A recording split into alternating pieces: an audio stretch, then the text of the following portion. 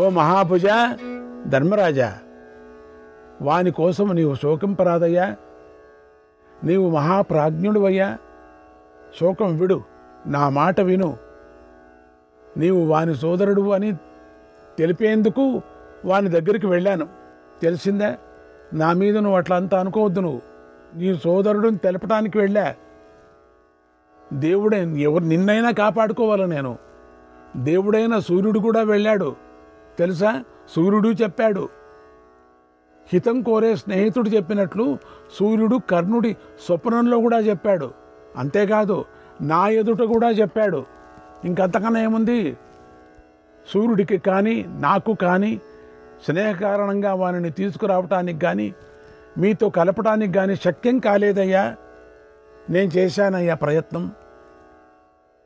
అతడు కాలవశుడని, నీకు దుర్యోధనుడికి వైరం పెంచాలనుకుంటున్నాడని, మీకు వ్యతిరేకి అని కూడా నేను ఊరుకున్నాను అని అంది. ఇది కావలసిగానే వచ్చాడు ఈ అవతారం తీసుకొని. నీకెక్కువ ఇంకా దుర్యోధనుడికి నీకు ఇంకా ఎక్కువ వైరం పెంచడానికే పుట్టాడు. కుంతి ఇలా చెబితే ధర్మాత్ముడు శోకిస్తూ, అమ్మా, నువ్వు ఇలా రహస్యం దాచడం నాకు చాలా బాధ కలిగిస్తుంది అన్నాడు.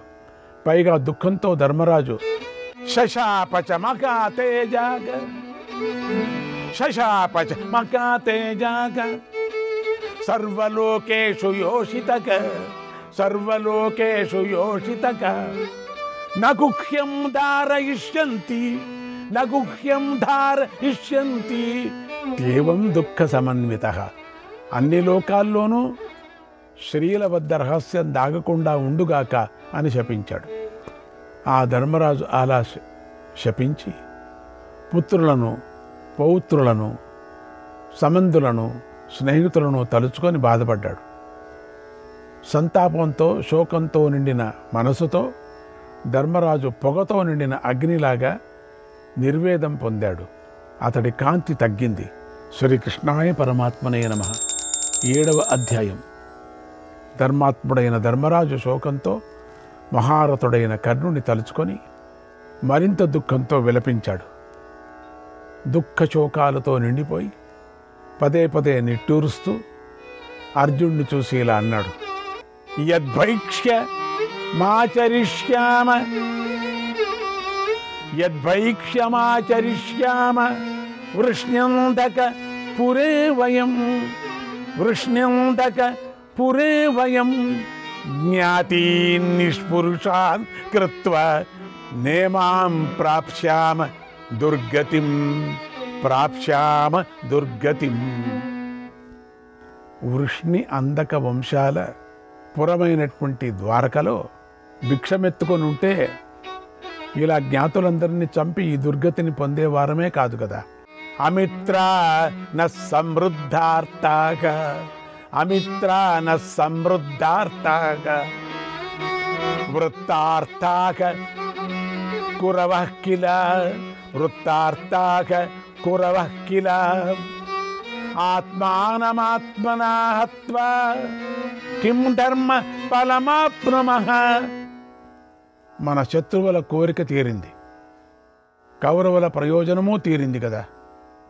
మనలను మనం చంపుకున్నాక ఇంకా ధర్మఫలం ఏమి పొందుతాం?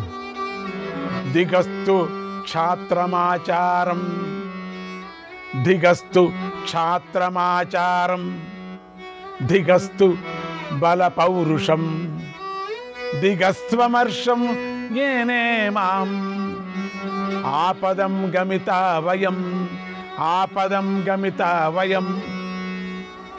క్షత్రియుల ప్రవర్తన, పౌరుషము, కోపము ఎందుకు పనికిరావు. వీని వల్లనే మనకి ఆపద వచ్చింది.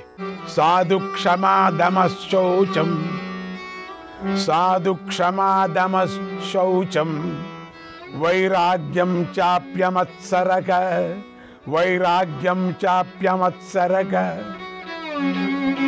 అహింసా సత్యవచనం అహింసా సత్యవచనం నిత్యాని వనచారిణాం నిత్యాని వనచారిణాం.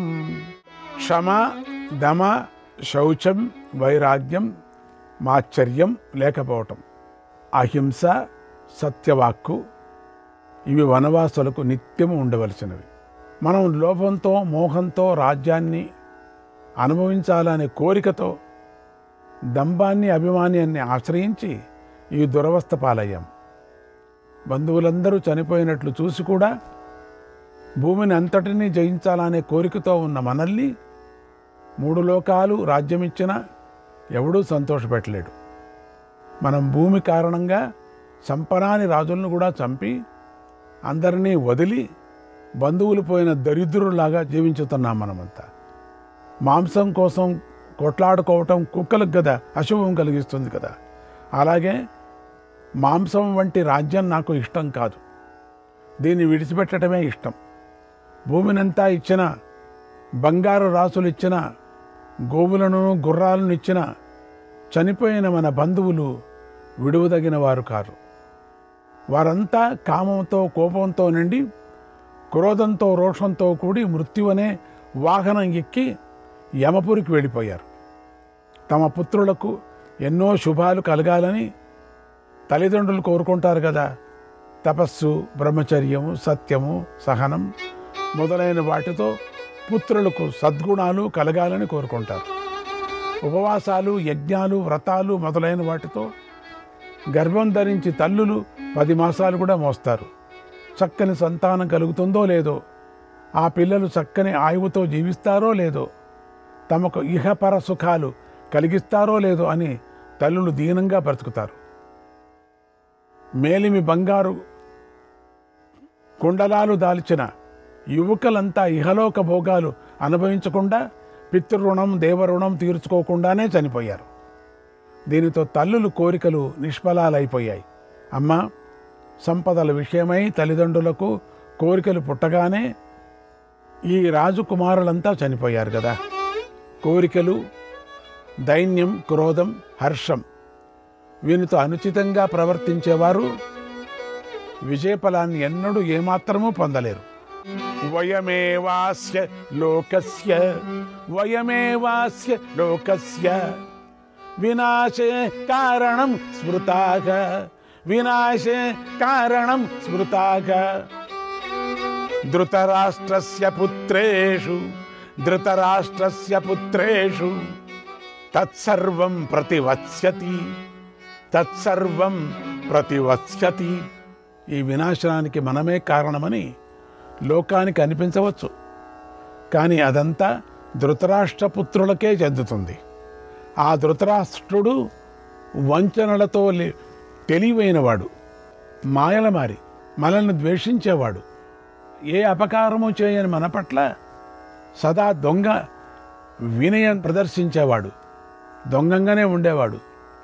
మనకు కానీ వారికి కానీ కోరికలు తీరం లేదు. ఇప్పటికీ కూడా ఎవరము జయించనూ లేదు. వారు భూమిని అనుభవించడం లేదు. స్త్రీ భోగాలు కానీ గీతాదుల ఆస్వాదం కానీ లభించడం లేదు. మంత్రుల మాట కానీ, స్నేహితుల మాట కానీ, జ్ఞానుల మాట కానీ వినలేదు. విలువైన రత్నాలు కానీ, భూమిని కానీ, ధన సంపదలు కానీ అనుభవించలేదు. మన మీద ద్వేషంతో ఎక్కువ కుమిలిపోయారు.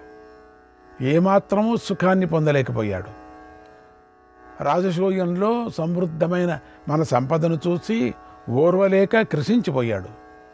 ధృతరాష్ట్ర మహారాజు కూడా శకుని మాట విని పుత్ర వ్యామోహంలో అవినీతికి తలవగ్గి ఆ దుర్యోధనుని కపట ద్యూతానికి అనుమతించాడు. తండ్రి అయిన భీష్ముణ్ణి కానీ విదురుణ్ణి కానీ లెక్క చేయలేదు. అందుకే ఆ రాజు వినాశనం పాలయ్యాడు. కల్మషుడు, లోభి అయ్యి ఇష్టం వచ్చినట్లు ప్రవర్తించే కొడుకును అదుపులో పెట్టుకోకుండా చక్కని కీర్తి నుండి పతితుడయ్యాడు. పాపాత్ముడైన ఆ దుర్యోధనుడు మా మీద ద్వేషంతో ఈ వృద్ధులను దుఃఖాగ్నిలో త్రోసి వెళ్ళిపోయాడు. సత్కులంలో పుట్టిన వారు ఎవరైనా కృష్ణుని ఎదుట యుద్ధం కోసం అంటే దుర్యోధనుడు మాట్లాడినట్లు ఎవడైనా మాట్లాడతాడా? దిక్కులన్నీ వెలిగింపగలిగే తేజస్సు కలిగి కూడా మనం మన దోషాలతో శాశ్వతంగా నశించాం. వైర పురుషుడైనటువంటి ఆ దుర్మార్గుడు వల్ల మన ఈ వంశమంతా కూలిపోయింది. అవధ్యులైనటువంటి రాజులను చంపి మనం నిందల పాలయ్యాం. దుష్టబుద్ధి, పాపి, కులనాశకుడు అయినటువంటి దుర్యోధనుణ్ణి రాజును చేసి ధృతరాష్ట్రుడు ఇప్పుడు విలపిస్తున్నాడు. వీరులంతా చచ్చిపోయారు, పాపం జరిగిపోయింది, మన ప్రయోజనం మనమే పాడు చేసుకున్నాం.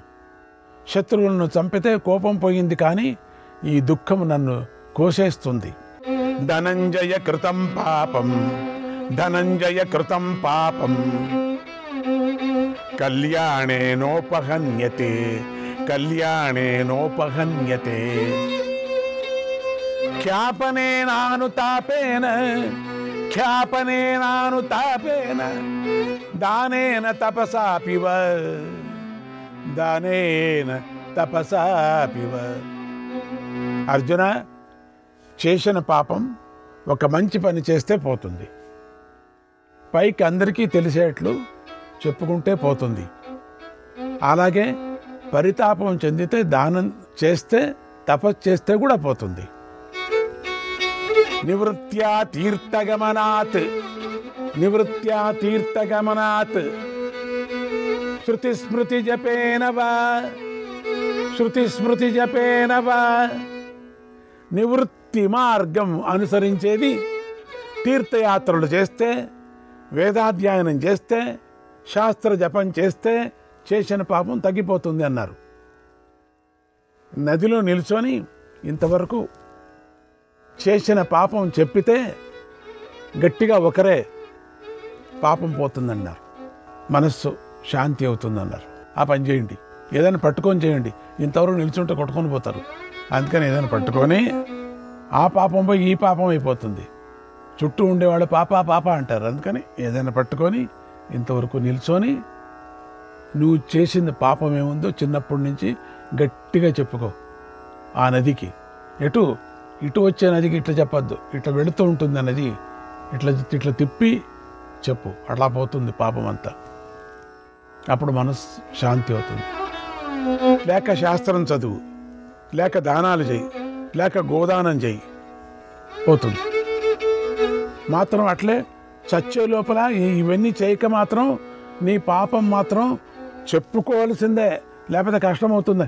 ఎంటపడతాయి, భూతాల్లాగా ఎంటపడతాయి. అందుకని చేసిన పాపమంతా నీళ్ళలో కానీ, లేక నీళ్ళలో అంటే నదిలో, పుణ్య నదిలో, నీళ్ళలో కానీ, గోదానం కానీ, వేదాభ్యాసం కానీ, లేక దిన్నము గాయత్రి మంత్రం కానీ, లేక గురుసేవ తృప్తితో చేయటం కానీ, ఇవన్నీ చేస్తే పాపం పోతుంది. కానీ ఇంతవరకు నిల్చొని మాత్రం మర్చిపోవద్దండి, జాగ్రత్త. పట్టుకోండి ఏదైనా, అట్లే పోవద్దండి. జపం చేస్తే చేసిన పాపం తగ్గిపోతుంది. జపం కూడా చేయొచ్చట. త్యాగం చేసిన వాడు మళ్ళీ పాపం చేయలేడని వేదం చెబుతుంది, చూసారా.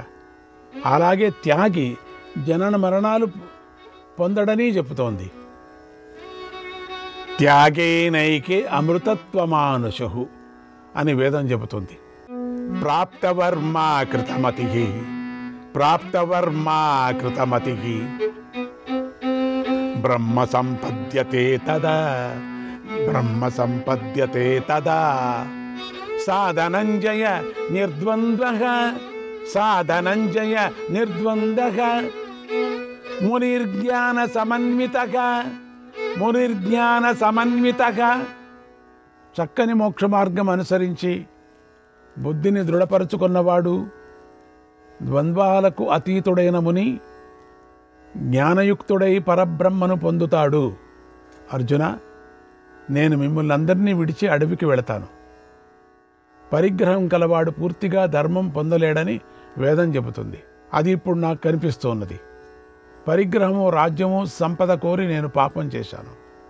ఆ పరిగ్రహం జనన మరణాలకు కారణం.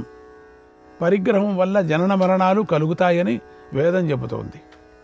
నేను పరిగ్రహం విడిచి, అంటే సంసారం విడిచి, రాజ్యము సుఖాలు విడిచి, బంధ విముక్తి పొంది, శోకం మమకారం లేకుండా ఎక్కడికైనా వెళ్ళిపోతాను. శత్రువులు లేని క్షేమకరమైన ఈ భూమిని నీవు పరిపాలించు. నాకు ఈ రాజ్యం వల్ల కానీ, భోగాలతో కానీ ప్రయోజనం లేదు అన్నాడు ధర్మరాజు. కురురాజు అయిన ధర్మరాజు ఇలా చెప్పి విరమించాడు. అప్పుడు కుంతి యొక్క చిన్న కొడుకైన అర్జునుడు ఇలా అన్నాడు: శ్రీకృష్ణాయ పరమాత్మనే నమః. 8వ అధ్యాయం. మంచి మాటకారి, తీవ్ర పరాక్రమం గల అర్జునుడు ధర్మరాజు మాటలను సహించలేకపోయాడు. ఎంత కష్టపడింది నీకోసరం కదా మేము, నువ్వు వెళ్ళిపోతానంటే? చిరునవ్వు నవ్వుతూ ధర్మరాజును ఆక్షేపిస్తున్నట్లు నీతియుక్తంగా ఇలా అన్నాడా? అయ్యో, ఎంత కష్టం, ఎంత దుఃఖం, ఎంత మూఢత్వం! మానవులు చేయలేని పని చేసి ఇప్పుడు ఉత్తమ సంపదను విడిచిపెట్టేస్తున్నావు. శత్రువులను సంహరించి స్వధర్మంతో కూడా రాజ్యం పొందావు. తెలివి తక్కువతనంతో ఇప్పుడు అంతా వదిలేస్తాను అని ఎలా అంటున్నావు? ఏంటి, ఏమంటున్నావు? క్లీభస్య హి కుతో రాజ్యం, క్లీభస్య హి కుతో రాజ్యం, దీర్ఘసూత్రస్య వా పునః, దీర్ఘసూత్రస్య వా పునః, కిమర్థం చ మహీపాలాన్, కిమర్థం చ మహీపాలాన్, అవధీహి క్రోధ మూర్ఛితః, అవధీహి క్రోధ మూర్ఛితః. చచ్చిపోతాననే భయం కల, అలాగే తెగని ఆలోచనలున్న దీర్ఘసూత్రుడికి రాదు. ఎప్పుడు ఆలోచన చాలా చేస్తుంటావా? మరి ఎందుకు క్రోధంతో రాజులందరినీ చంపావు? చెప్పు, ఇప్పుడు మాట చెప్పు. ఎందుకు చంపావు? అందరినీ చంపి పోతానంటావా? పాపాలంతా మా మీద వేసి. యావయ్యా నీవు దురదృష్టవంతుడు, దరిద్రుడు, లోకంలో అనామకుడు, పుత్రులు పశు సంపద లేనివాడు, బిచ్చమెత్తుకొని బ్రతకాలి తప్ప పౌరుషంతో సంపదలు సంపాదించాలి అనుకోకూడదు కదా. ఎందుకు సంపాదన చేసుకున్నావు? మరి రాజా, అన్నీ ఉండి కూడా నువ్వు బిచ్చమెత్తుకోవాలని అనుకుంటున్నావు. అన్నీ ఉండి బిచ్చమెత్తుకోవటం అనేది తప్పుది. సర్వస్వం ఉండి వదిలేసి వెళ్తాననటం మూర్ఖతనం. అది ఏదీ లేకపోతే అప్పుడు అని చెప్పవచ్చు.